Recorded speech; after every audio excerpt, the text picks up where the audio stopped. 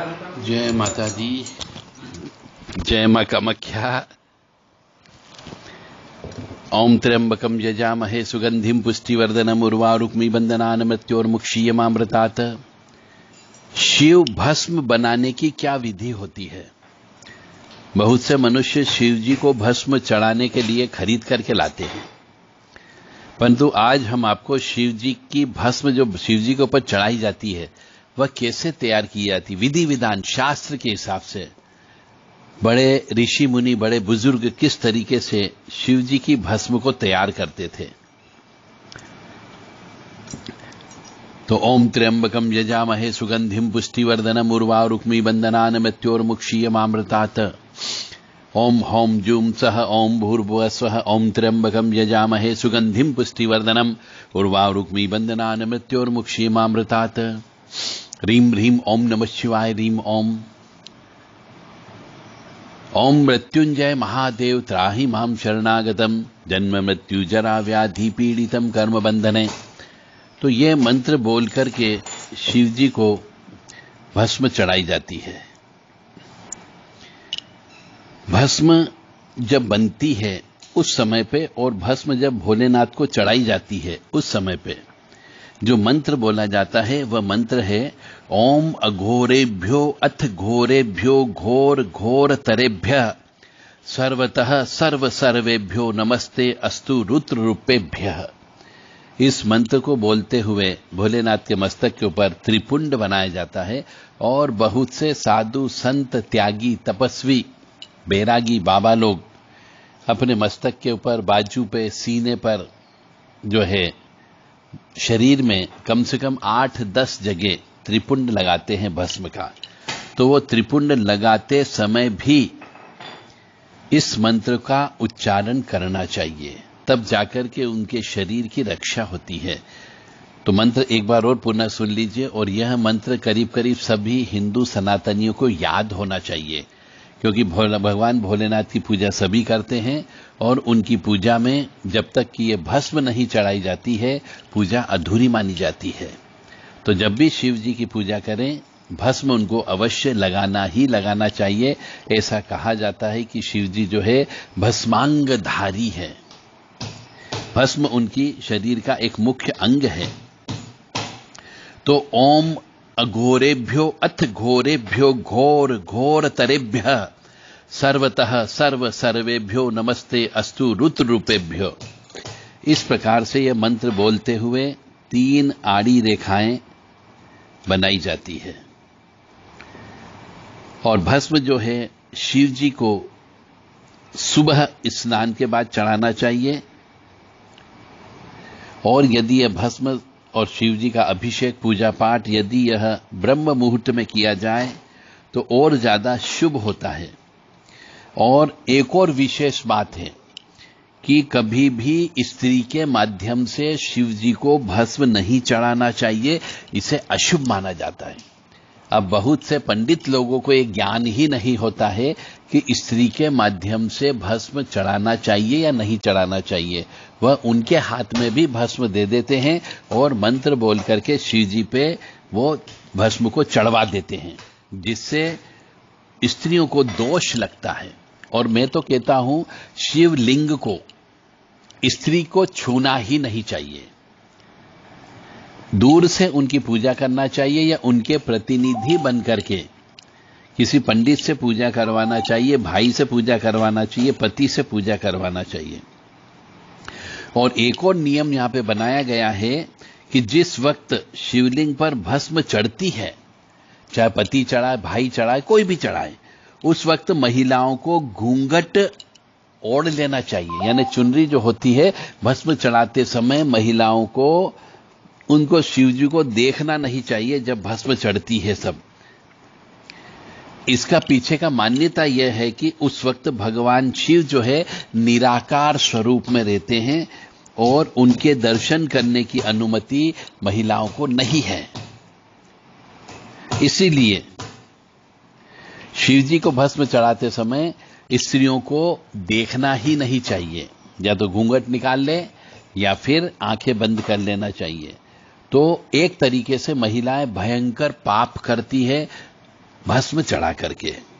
और फिर कहती कि हमने शिव जी की पूजन अर्चन करी, परंतु शिव जी ने हमें आशीर्वाद प्रदान नहीं किया।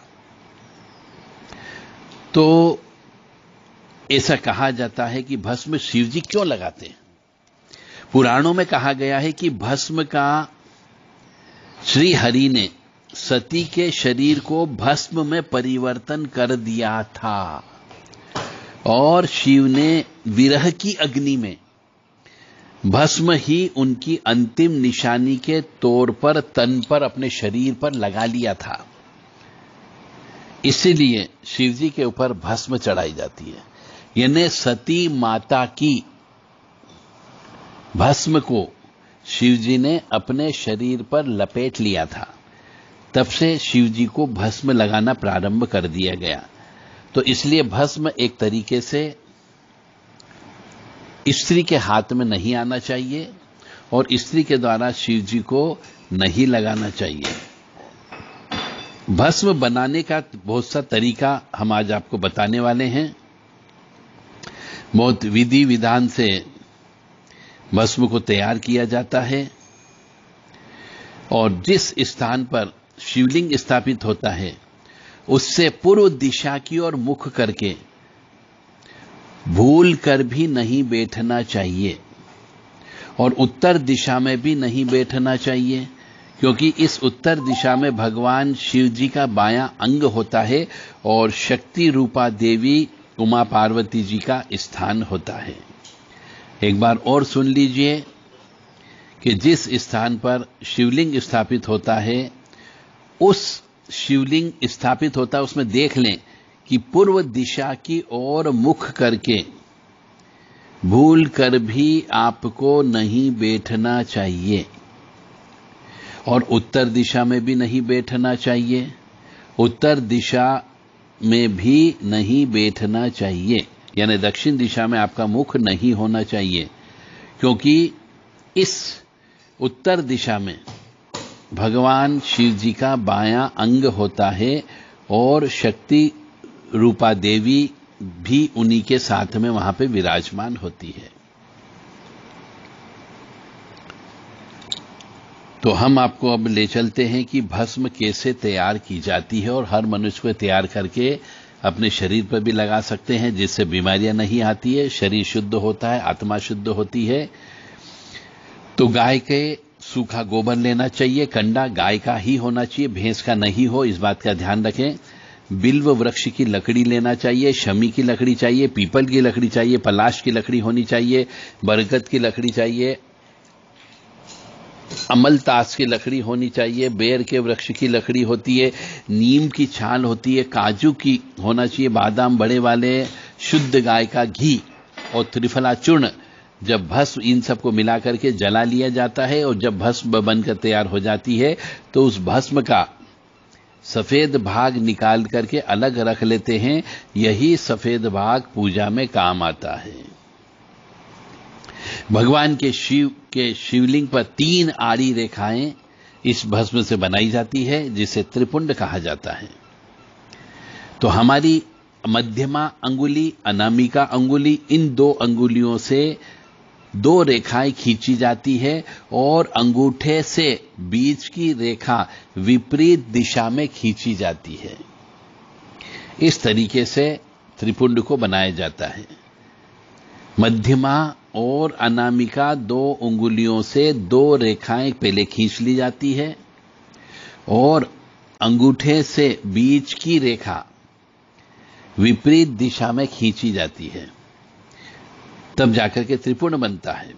तो शिव जी को त्रिपुंड लगाने के बाद स्वयं भी शिव पंचाक्षर मंत्र ओम नमः शिवाय का 5 बार उच्चारण करते हुए पहले मस्तक पर लगाना चाहिए, फिर दोनों भुजाओं पर लगाना चाहिए, फिर हृदय में लगाना चाहिए, नाभि पर लगाना चाहिए।